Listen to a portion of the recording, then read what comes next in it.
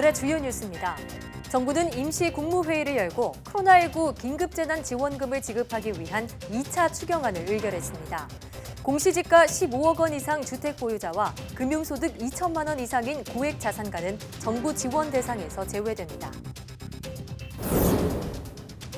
고등학교 1, 2학년과 중학교 1, 2학년, 초등학교 4학년에서 6학년 학생들이 2차 온라인 개학에 들어갔습니다. 정세균 국무총리는 등교 개학 이후 집단 감염이 발생한 국가도 있는 만큼 등교 여부는 보수적인 자세로 신중하게 접근하겠다고 말했습니다. 코로나19 자가격리 무단 이탈로 적발된 사람이 지금까지 231명에 달하는 것으로 파악됐습니다. 이 가운데 140명에 대해서는 사법 절차가 진행 중이고 기소 의견으로 검찰에 송치된 사람도 16명으로 확인됐습니다. 코로나19 속에 치러진 21대 총선에 대해 외신들은 높은 투표율과 투표소 방역 등 우리나라의 위기관리 능력을 높이 평가했습니다. 방역당국은 앞으로 2주가 감염 확산의 중대 고비가 될 것으로 보고 긴장을 늦추지 않고 있습니다. 코로나19의 확산으로 원격 수업과 재택근무가 일반화되는 등 4차 산업혁명 시대가 크게 앞당겨질 것이란 예측이 나오고 있습니다. 4월 과학의 달을 맞아 윤석노 4차 산업혁명 특위위원장과 함께 코로나19와 4차 산업혁명의 미래에 대해 얘기 나눠봅니다.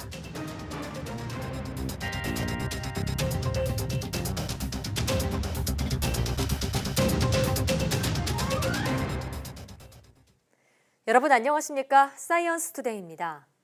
소득 하위 70%에 해당하는 1,478만 가구에 긴급재난지원금이 지급됩니다. 단 재산세 공시가격이 15억 원이 넘는 주택이나 상가를 보유하거나 이자와 배당 등 금융소득이 연간 2천만 원을 넘으면 지원 대상에서 제외됩니다.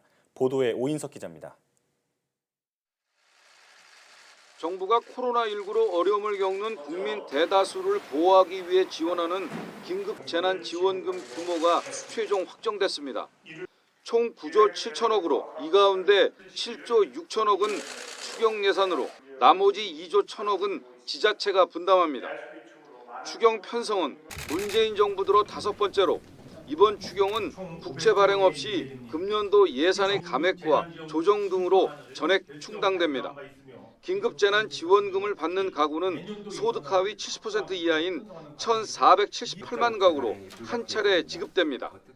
이번 긴급재난지원금은 국민들의 생계 부담을 더는 동시에 소비 진작으로 이어져 얼어붙은 우리 경제에 온기를 불어넣는데 활력소가 될 것으로 생각합니다.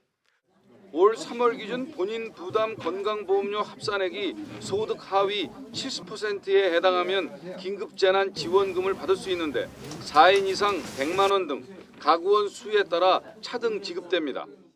단 주택이나 상가 등의 재산세 공시가가 15억 원을 넘거나 이자와 배당 등 금융소득이 연간 2천만 원을 넘는 고액 자산가는 대상에서 제외됩니다.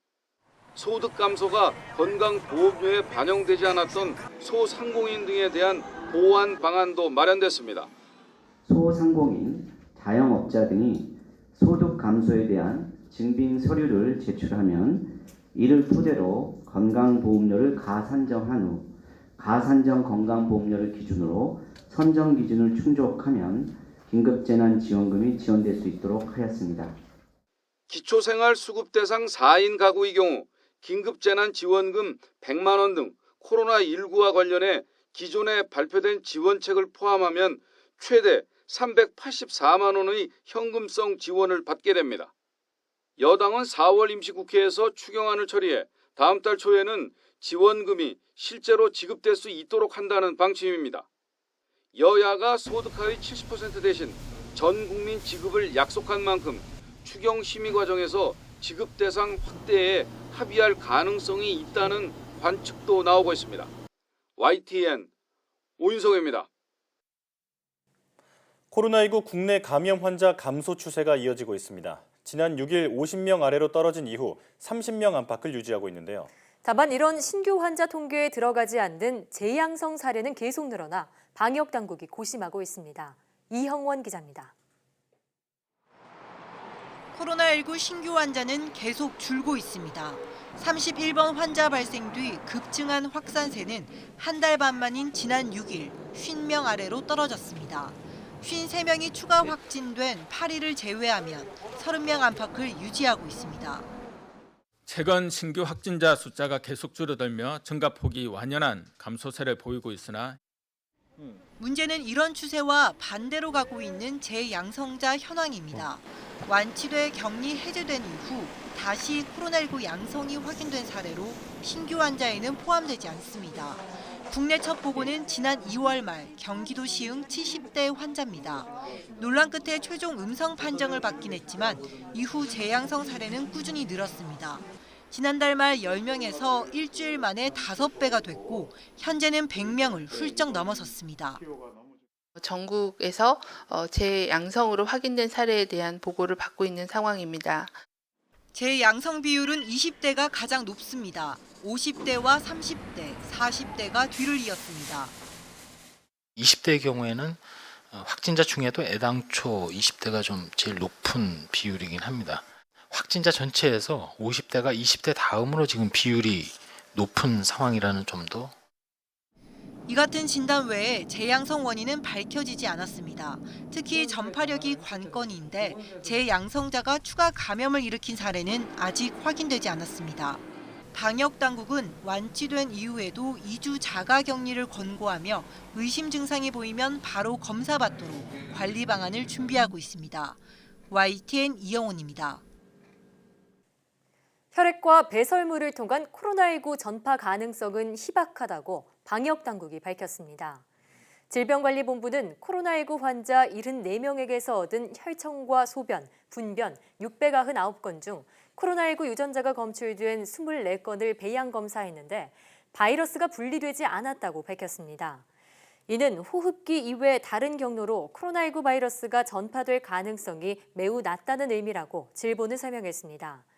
바이러스가 배양되지 않는 이유는 배양이 가능하지 않을 만큼 적은 양의 바이러스만 존재하거나 이미 사멸해 감염력을 잃은 바이러스의 유전자 조각이 검출됐을 가능성이 있다고 덧붙였습니다. 초유의 코로나19 사태 속에서 큰 탈 없이 선거가 마무리됐습니다.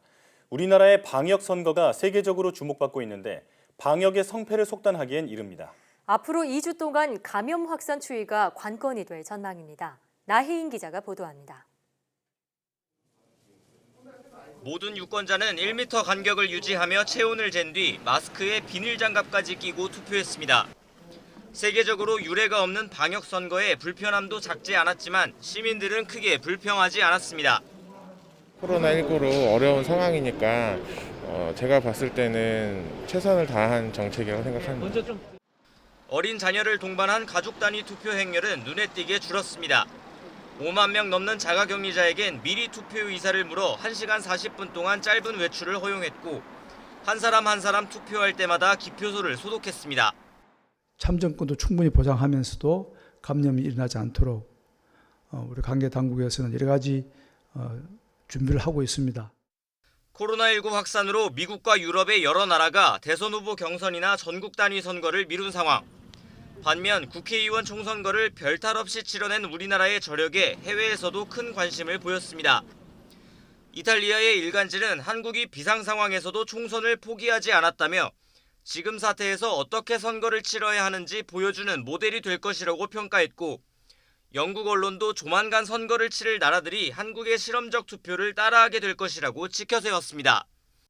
매우 강력한 사회적 봉쇄를 하지 않고도 현재의 방역 대책 또 감염병 수칙을 지키면서 사회가 안전하고 질서 있게 관리될 수 있다는 것을 증명할 수 있는 하나의 시험대에 올랐다고. 그러나 박수를 치기엔 이르다는 지적도 나옵니다. 선거를 기점으로 감염자가 다시 급증할 수 있기 때문입니다. 이런 이유로 전문가들은 코로나19 평균 잠복기인 2주 동안은 지켜봐야 한다고 말합니다. 그 이후에도 확진자가 크게 늘지 않는다면 사회적 거리 두기에서 생활 방역으로 넘어가는 대응체계 전환에 더 탄력을 받을 것으로 보입니다.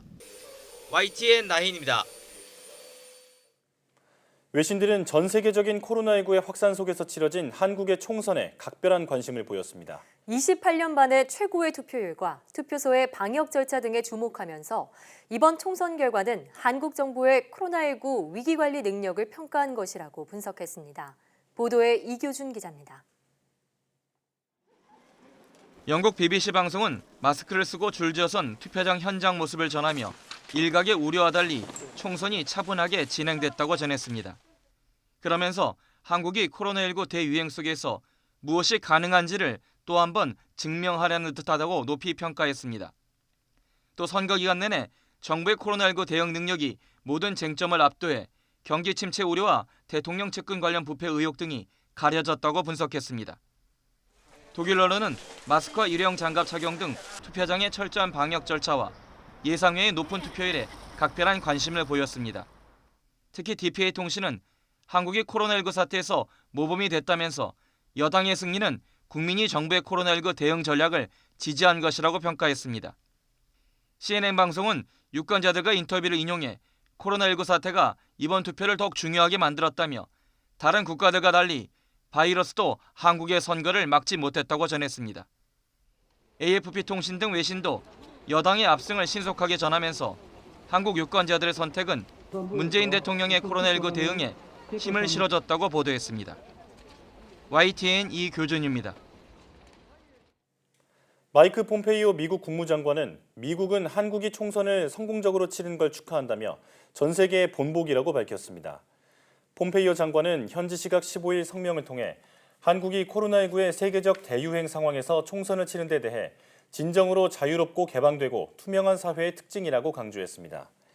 폼페이오 장관은 그러면서 이런 특징이 현재의 위기에 맞서는 데 필요하고 한국이 성공적으로 코로나19에 대응하는 데 중요한 것이라고 밝혔습니다.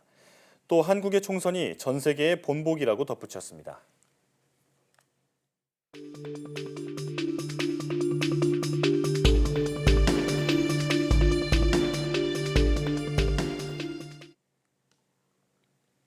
코로나19 신규 확진자 숫자가 계속 줄어들고 있습니다. 완치자도 늘고 있는 상황인데요. 이런 가운데 완치자 중에 재확진을 받는 사례가 자꾸만 나타나고 있어 우려의 목소리가 나오고 있습니다. 네, 자세한 내용 코로나19 브리핑에서 알아보겠습니다. 고려대학교 약학대학 김종기 교수 나와 계십니다. 안녕하십니까? 네, 안녕하세요. 네.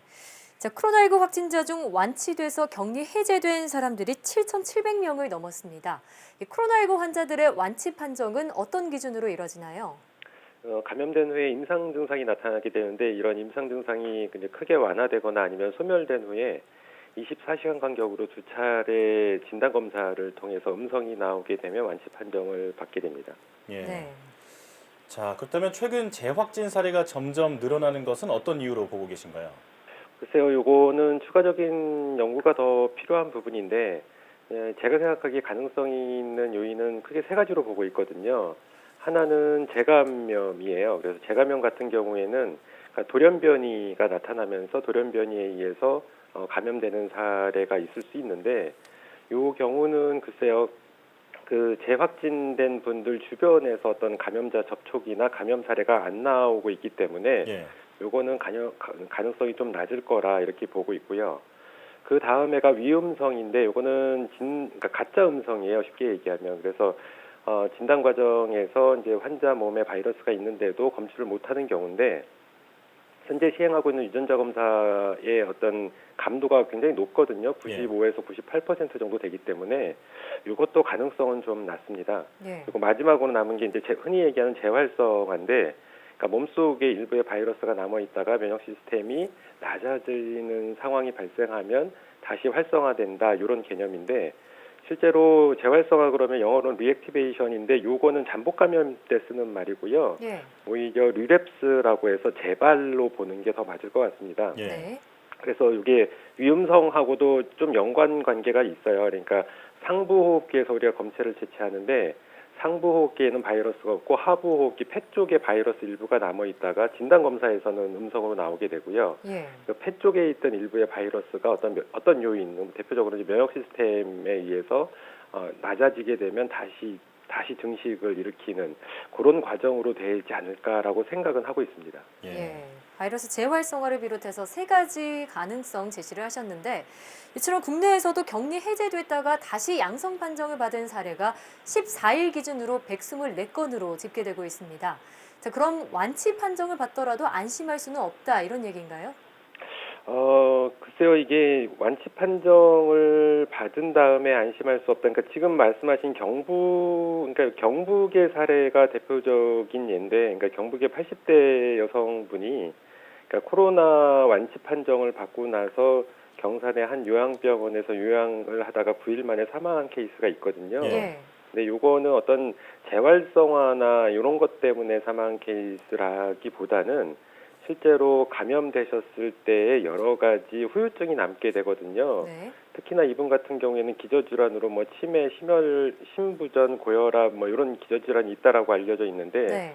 이게 코로나19를 겪으시면서 그런 기저질환이 상황이 더 악화돼서 사망한 게 아닌가라고 추정을 좀 하고 있습니다. 그래서 현재 나와 있는 의사 소견상으로는 심내혈관 질환과 코로나19로 인한 사망 이렇게 판정을 하시는데 아마도 코로나19가 기존에 가지고 계시던 기저질환을 악화시켜서 그렇게 발생을 하지 않았나 생각을 하고 있고요. 예. 특히나 기저질환이 있으신 분들, 지금처럼 이런 분들 같은 경우에는 완치 판정 후에도 본인이 가지고 계셨던 기저질환에 대한 어떤 점검 같은 거는 필요하지 않을까 이렇게 생각을 하고 있습니다. 네, 이 재확진이 우려되는 건 혹시 다시 전파가 되지 않을까 하는 우려 때문인 걸로 알고 있는데요. 자, 완치자가 바이러스를 전파할 가능성은 얼마나 되는지, 그리고 지금 이대로라면 완치자 격리 해제 기준을 바꿔야 한다고 보시는지 궁금합니다. 말씀하신 것처럼 4월 14일 기준으로 124명 국내에서는 재확진 사례가 있었고요. 이거 말고도 외국에서도 이런 재확진 사례가 계속 나오고 있거든요. 근데 국내든 외국이든 간에 이런 재확진자에 의한 접촉에 의한 어떤 전파가 역학적으로 보고되지는 아직 않고 있습니다. 그래서 이런 감염 역학 사례가 아직 보고되고 있지 않기 때문에 실제로 어떤 추가적인 격리 조치는 현실상으로는 어려워 보이고요. 예. 네. 앞으로 국내든 해외든 간에 이런 상황, 또 특히 재확진에 의한 어떤 전파 상황이 나오는지를 좀 점검을 한 후에 결정을 해야 되지 않을까 이렇게 생각을 하고 있습니다. 네, 이런 재양성 사례는 WHO와 정부가 검사를 진행 중인 만큼 그 결과를 기다려 보도록 하겠습니다. 자, 그리고 또 자가격리 방법에 있어서 좀 더 주의가 필요하지 않나 이런 목소리가 나오고 있습니다. 2차 전파 중 60%가 가족 간 감염이라고 하는데요. 어떻게 보시는지요? 실제로 어떤 사회생활에 의한 접촉도 접촉이지만 가장 밀접한 접촉을 하는 사람들이 가족이거든요. 네.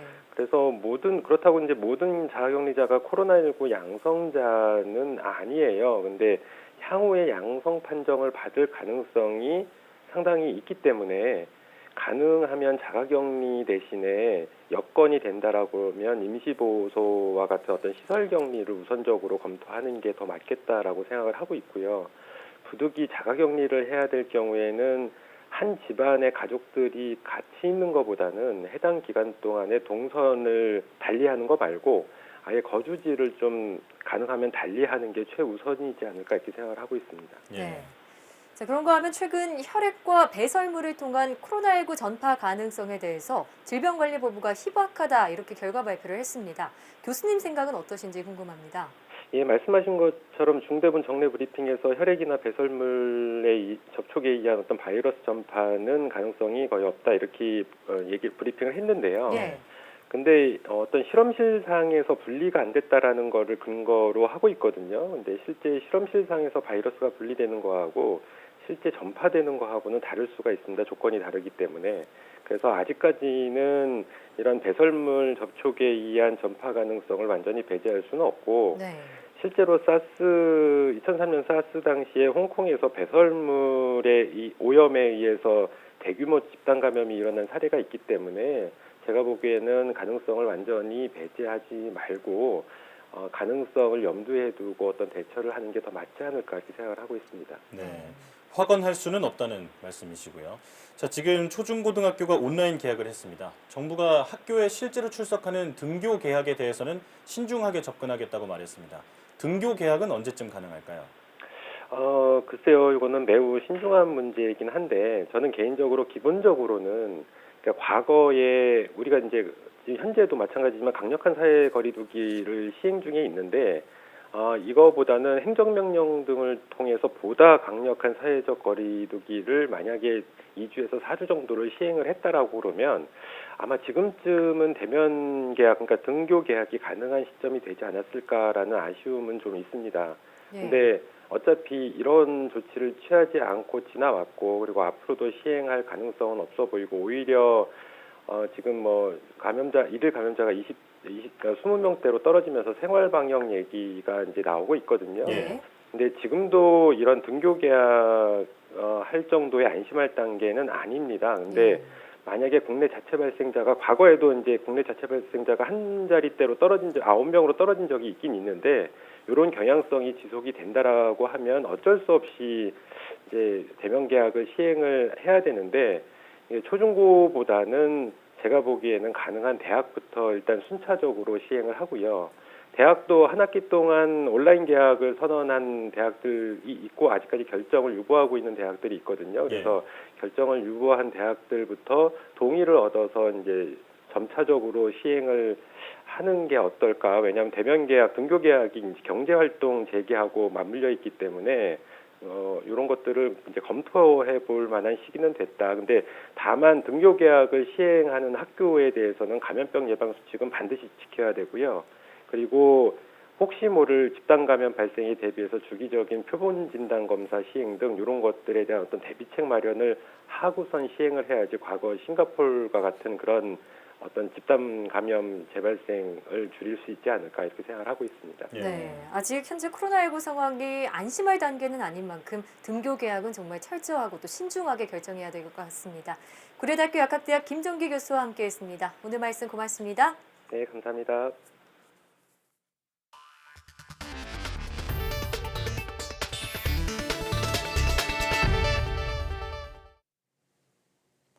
전 세계 코로나19 확진자 수가 208만 명을 넘어섰습니다. 사망자는 13만 4천여 명으로 집계됐습니다. 화면으로 자세히 보시겠습니다.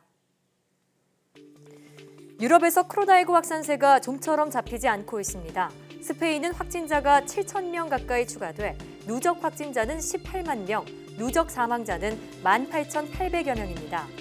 이탈리아는 신규 확진자가 2천 명대를 유지해 누적 확진자는 16만 5천여 명, 사망자는 2만 1,600명입니다. 영국은 4,600명의 확진자가 추가돼 누적 확진자가 9만 8천여 명, 사망자는 12,800명입니다. 프랑스는 하루 사이 확진자가 4,500명 추가 발생해서 누적 확진자는 14만 7천여 명, 사망자는 1만 7천 명을 넘었습니다.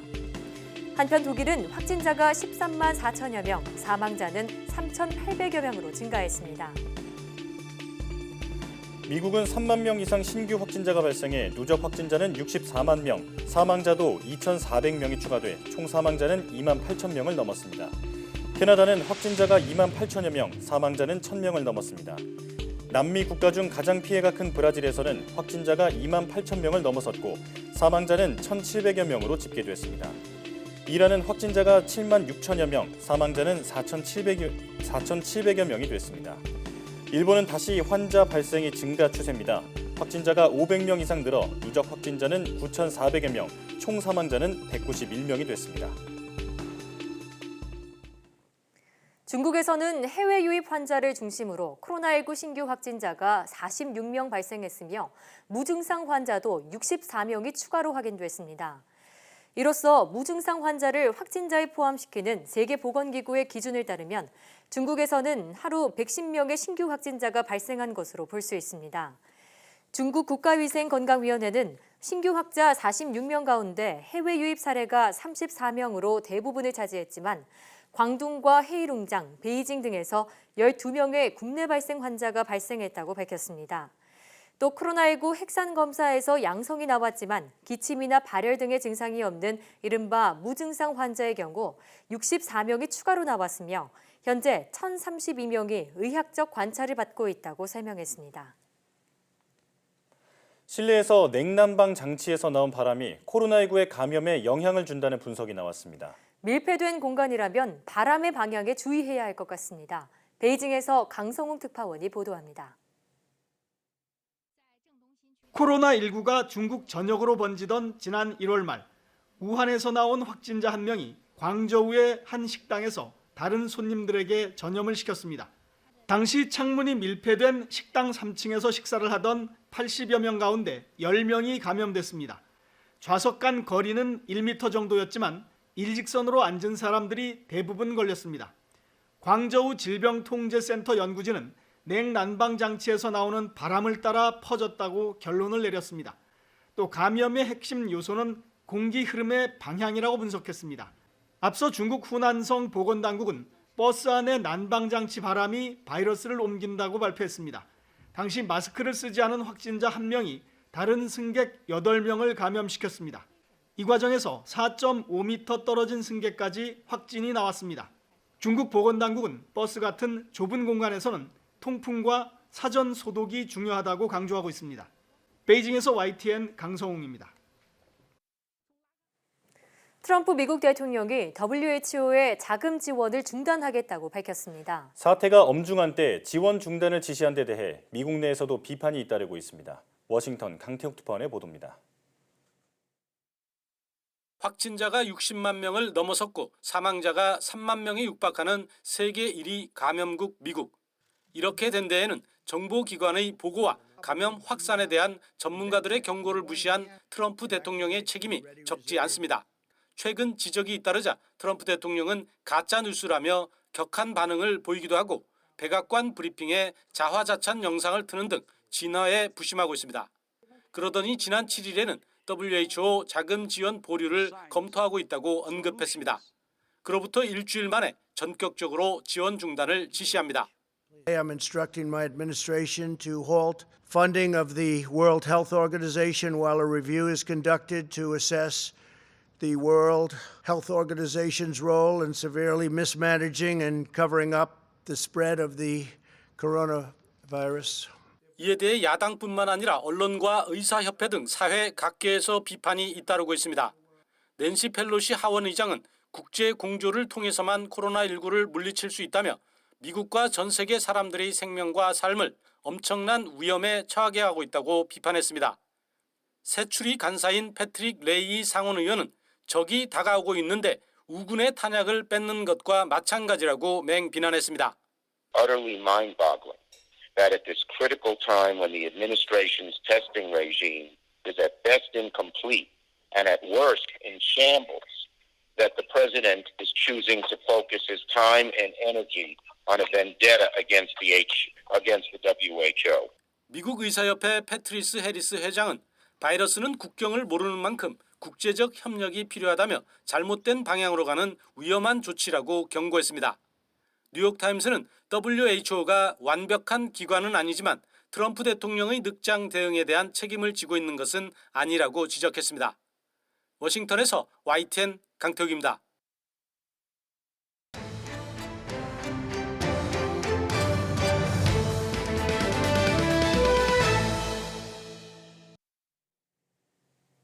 (4월) 과학의 달을 맞아 과학계 주요 인사와 깊이 있는 이야기를 나눠보고 있는 주민피플 시간입니다. 오늘은 4차 산업혁명위원회 윤석노 위원장과 함께합니다. 어서 오세요. 안녕하십니까. 네, 반갑습니다. 자, 코로나19로 우리의 일상생활은 물론 사회 전반의 모습이 달라졌습니다. 여러 산업들이 어려움을 겪고 있지만요. 원격 수업이나 재택근무 활성화 등으로 이 코로나19가 4차 산업혁명이 급속도로 발전하는 계기가 될 것이다. 이런 예측도 있는데요. 위원장님 생각은 어떠십니까? 예, 사실 이번에 코로나19 사태를 겪으면서 많은 분들이 이제 공감을 하셨을 거고요. 또한 이제 새로운 기술, 4차 산업혁명의 인공지능 기술과 같은 그런 기술에 대한 필요성도 느끼셨을 거라고 생각을 하고요. 갑작스러운 도입으로 시행착오도 겪고 있지만 변화의 가능성을 충분히 보았다라고 생각을 하고요. 네. 물리적인 한계를 뛰어넘는 인공지능과 같은 그런 기술이 고도화되면서 교육과 우리가 일하는 방식 그리고 경제적인 활동까지 우리 사회 전반에 모든 것이 획기적으로 변화하리라 생각하고 있습니다. 예. 상품과 서비스의 비대면 거래, 그리고 비대면 의료 서비스, 그리고 원격 교육, 배달, 유통 등 디지털 기반의 비대면 산업을 적극적으로 육성해야 되고요. 이번 기회를 발판 삼아서 빅데이터, 인공지능과 같은 4차 산업혁명 기술을 서로 결합하고 기회의 산업으로 그렇게 창출할 수 있도록 노력하겠습니다. 예. 자, 4차 산업혁명의 핵심 원동력인 인공지능을 역시 강조를 해주셨는데, 자, 우선 정확히 4차 산업혁명위원회가 어떤 곳인지 설명해 주시죠. 예, 제가 지난 2월부터 이제 4차 산업혁명위원회, 줄여서 4차위라고 하고요. 예. 거기 위원장을 맡게 되었습니다. 4차 산업혁명위원회가 이제 제 전임 위원장님을 통해서 이제 발족이 됐고 한 3년 정도 벌써 흘렀고요. 이제 4차 산업혁명이라는 말이 우리 국민에게 이제 조금 더 이제 알려지고 친숙해진 만큼 이제 제가 맡은 이번에는 조금 더 이제 국민들이 선명하게 보실 수 있고 그리고 체감할 수 있는 그런 결실을 보는 시기가 되어야 된다라고 생각을 하고요. 네. 특히 이번 3기 4차위는 인공지능에 대한 국가 전략을 실행하는데 집중하는 그런 목표도 가지고 있습니다. 네. 산업 현장을 비롯해서 사회 곳곳에서 국민들이 인공지능을 통한 새로운 변화를 체감할 수 있도록 제 소임을 맡은 바 다 할 것이니까 지켜봐 주시기 바랍니다. 예. 네, 3기를 책임지고 계시는 위원장님의 소감 한 말씀 들어봤는데요. 자, 그럼 구체적으로 이 4차 산업혁명위원회 일반 국민들분들께서는 생소하실 것 같습니다. 네. 어떤 일을 하는지 좀 더 자세히 설명해 주시죠. 예, 먼저 4차 산업혁명에 대한 이야기를 드리는 게 좋을 것 같은데요.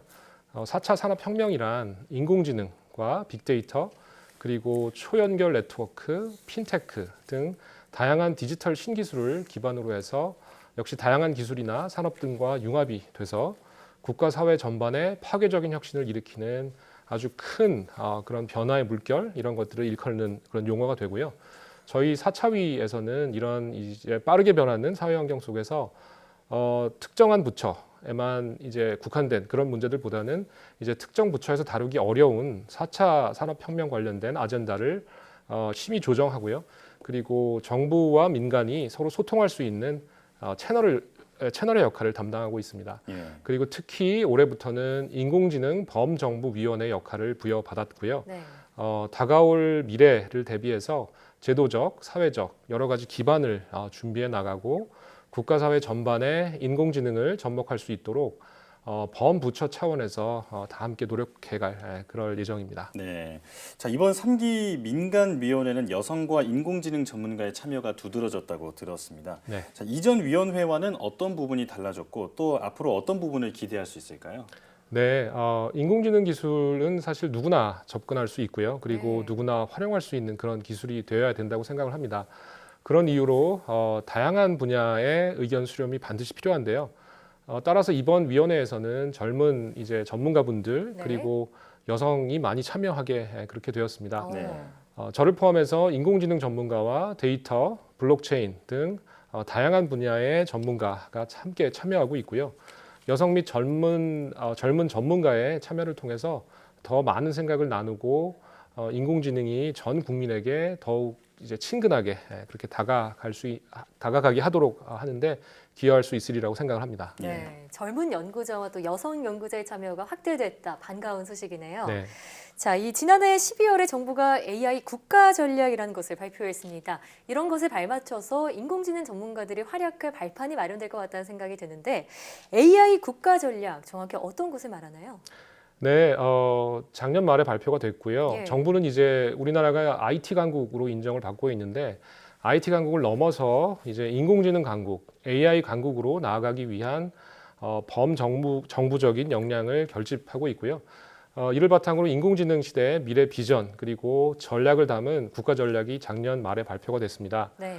3대 분야고요. 네. 9대 전략 그리고 100대 실행 과제가 제시가 됐고요. 예. 특히 세계를 한국이 선도하는 어떤 그런 AI 생태계 조성 그리고 세계 최고의 AI 분야 인재 양성 그리고 일자리 안전망 확충을 통한 사람 중심의 AI, 인간 중심의 AI 실현이 포함되어 있습니다. 예.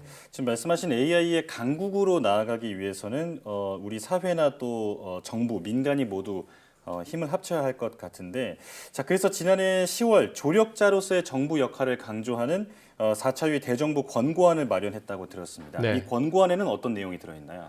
네, 뭐 정확히 짚으셨고요. 권고안 내용을 보면 이제 여러 가지로 변화하는 환경에 우리가 효과적으로 대응을 하기 위한 이제 소위 말하는 현명한 시행착오 그리고 끊임없는 도전이 가능한 그런 환경을 조성하고요.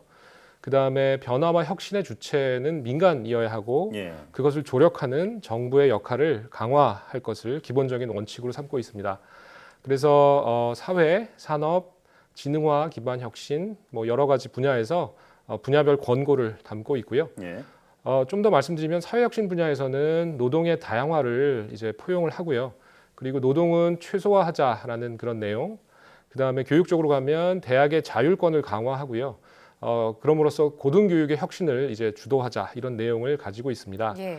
그리고 산업혁신 쪽으로 보면 이제 우리나라가 전통적으로 강한 제조업이 있고요. 여기서 수평적인 협업 그런 방식을 지원하려고 하고요. 예. 그다음에 고령화에 이제 접어들고 있기 때문에 이런 시점에서 개개인이 주도할 수 있는 의료 데이터 이용을 활성화하기 위한 그런 내용. 그다음에 그뿐만이 아니라 이제 금융, 모빌리티, 농수산식품 등 매우 이제 다양한 분야 전반에 걸친 내용을 담고 있습니다. 예. 그리고 마지막으로 지능화 기반 혁신 부분을 보면 이제 사이버 보안 그리고 인공지능 데이터 뭐 여러 가지 이제 그 우리가 중요한 정보들이 있는데 그런 것들을 안전하고 자유롭게 활용할 수 있는 그런 내용을 담고 있다라고 보시면 되겠습니다. 그렇군요. 네. 자, 이번 4차 회의가 누구나 쉽게 접근하고 활용할 수 있는 인공지능 기술을 목표로 내건 만큼 이 인공지능에 대한 올바른 투자 또 연구가 이루어져야 할 것 같은데요. 어떤 계획을 갖고 계신가요? 네, 먼저 이제 정부는 선진국하고의 어떤 그 기술적인 격차가 있을 텐데 그런 기술 격차를 빠르게 극복하기 위해서 차세대 AI 기술 선점에 대규모 투자를 진행해야 된다라고 생각을 합니다. 예. 그리고 또한 R&D를 살펴보면 기존의 R&D 방식에서 조금 탈피해서 챌린지형 R&D를 통해서 굉장히 이제 높은 수준의 고난도 AI 기술을 확보해 나가야 된다라고 생각을 하고요. 예. 그리고 또 한국이 세계 최고의 기술력을 가진 이제 메모리 반도체 분야가 있는데요. 네. 이런 것들을 지렛대로 활용을 해서 인공지능 반도체 분야의 어떤 경쟁력도 세계 1위를 목표로 해서 핵심 기술 확보, 신개념 반도체 개발에 대한 전략적인 투자 이런 것들도 매우 중요하다라고 생각을 합니다. 네. 그리고 이제 또 한국이 최첨단 ICT 인프라를 가지고 있는데 이것을 기반으로 세계적인 수준을 넘어서 인공지능 기반의 지능형 사회로 탈바꿈해서 수준 높은 공공 서비스를 제공해야 하겠고요.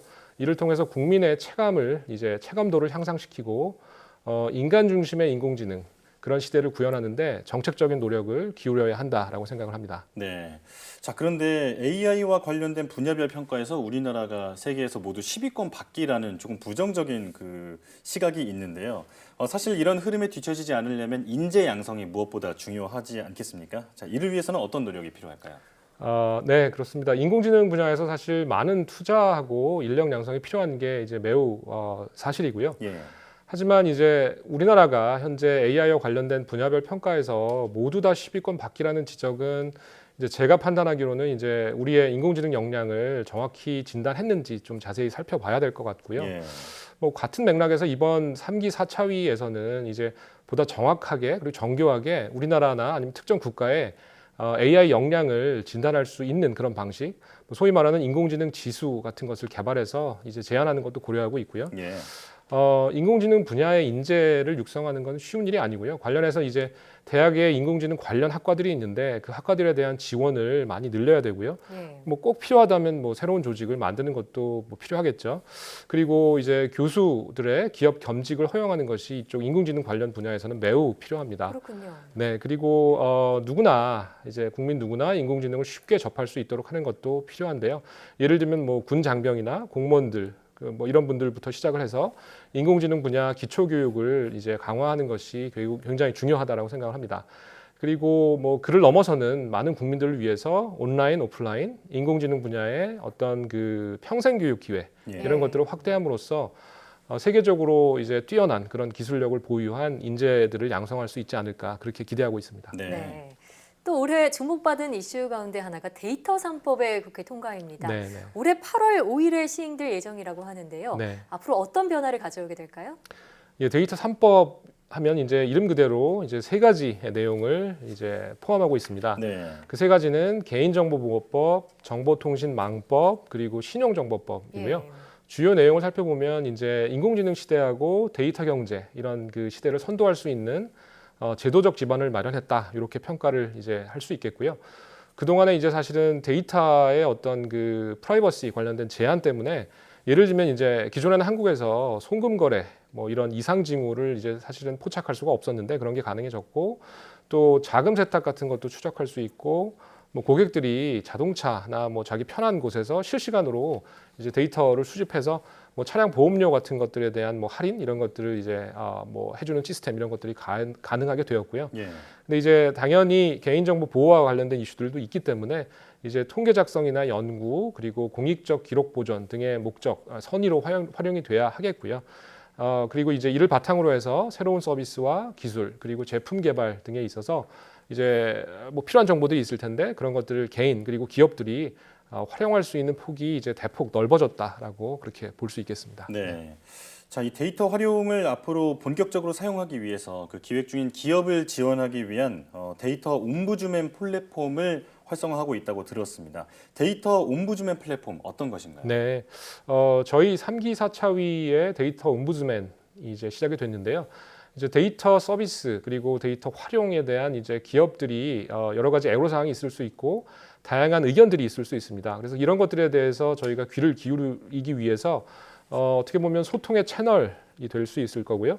그리고 현장에서 일어나는 여러 가지 궁금증을 해결할 수 있는 그런 플랫폼 기능도 수행할 수 있을 걸로 기대하고 있습니다. 기업들이 데이터 관련해서 예를 들면 뭐 궁금한 게 있다, 뭐 질의, 제언 이런 것들이 있다라고 할 때 이런 것들을 청취하고요. 그 다음에 관련된 부처들을 통해서 검토를 하고 네. 뭐 확인을 이제 이루고 나서 현장의 에러를 해소하는 그런 뭐 실제적인 시스템으로 옴부즈맨을 이제 활용하실 수 있고요. 예. 뭐 이를 통해서 도출된 이제 핵심적인 과제들이 있다면 관계 부처와의 아주 뭐 밀접한 협의를 통해서 끝까지 책임지고 관리해 나갈 그럴 예정입니다. 네. 굉장히 어렵게 마련된 데이터 3법이 이제 실질적인 성과를 낼 수 있도록 뭐 최선을 다하도록 그렇게 하겠습니다. 예. 네. 네. 그렇지만 4차 산업혁명 하면은 함께 떠오르는 단어가 바로 규제입니다. 그래서 규제 혁신에 나서고 있는 것으로 알고 있는데 해커톤을 개최해서 노력하고 계시다고 들었습니다. 어떤 활동인지 소개해 주시죠. 네, 해커톤 같은 경우에 이제 4차위가 주도하는 어떤 그 규제 개혁과 관련된 사회적 합의 기구다 이렇게 보시면 될 것 같고요. 예.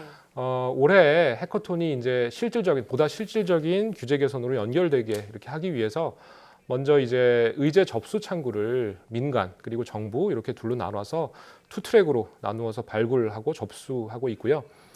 또한 규제 개혁을 위해서 4차위 안에 규제 개선팀을 이제 새롭게 만들었습니다. 그래서 이 팀을 통해서 현실성 있는 그런 의제 발굴을 위해서 이제 의제 선정위원회라는 그런 것을 조직해서 운영을 하고 있고요. 네. 해커톤을 통해서 집중 토론을 하고요. 이를 통해서 아주 철저하게 사전 준비가 이루어지고 전체 과정에 있어서 협력할 수 있는 그런 전제를 이제 도출하게 되고 이를 바탕으로 이해 당사자들 간의 생산적인 토론이 진행될 수 있도록 지원을 합니다. 예. 결국 그래서 도출된 이런 그 합의문이 이제 나오게 되고요. 네. 이런 합의문 작성을 통해서 관련 부처와 서로 연계를 하고 역시 이제 모니터링도 굉장히 중요하죠. 그리고 마지막으로는 이제 과거에 실시한 해커톤 이제 의제가 빠른 시일에 규제 개선 성과로 연계될 수 있도록 이제 이행 사항이 제대로 됐는지 이행 사항 점검을 하고요. 사후 관리도 강화하고 그렇게 운영할 계획에 있습니다. 자, 앞으로 1년간 4차위를 이끌게 되실 텐데요. 마지막으로 앞으로의 목표와 계획 한 말씀 짧게 들어보겠습니다. 예, 좀 전에 말씀드린 바와 같이 이제 막연한 두려움이 있을 수도 있습니다. 인공지능하면. 하지만 이 기술이 모두를 위한 그런 따뜻한 기술이라는 걸 이해해 주시고요. 저희가 다양한 전문가를 이제 통해서 소통을 하고 또한 정부에 적극적으로 제언할 수 있도록 최선을 다하겠습니다. 네. 앞으로도 많은 관심과 기대 부탁드리겠습니다. 예. 네. 앞으로 1년 동안 이 4차 산업혁명 기술을 국민이 좀 더 체감하고 또 쉽게 느낄 수 있게 되기를 바라겠습니다. 오늘 말씀 고맙습니다.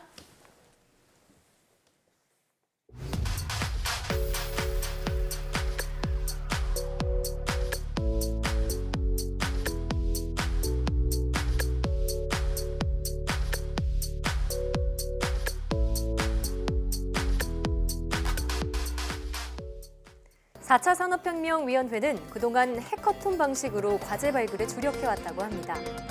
해커톤은 해킹과 마라톤의 합성어인데요. 관련 분야 전문가들이 모여 한정된 시간 안에 집중 토론을 진행하고 합의안을 완성하는 것을 말합니다.